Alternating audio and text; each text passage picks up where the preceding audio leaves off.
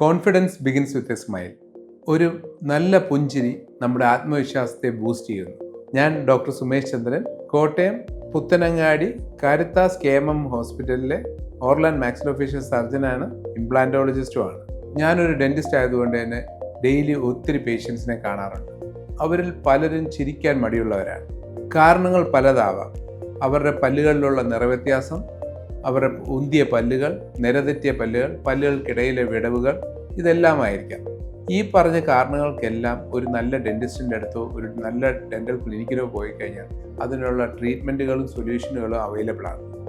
നമുക്ക് വളരെ സിമ്പിളായിട്ട് നമ്മുടെ ദന്ത സംരക്ഷണത്തിനായി അല്ലെങ്കിൽ നമ്മുടെ പല്ലുകൾ നല്ല ക്ലീനാക്കി വെക്കാനായിട്ട് ഡെയിലി ചെയ്യാവുന്ന 2 കാര്യങ്ങൾ.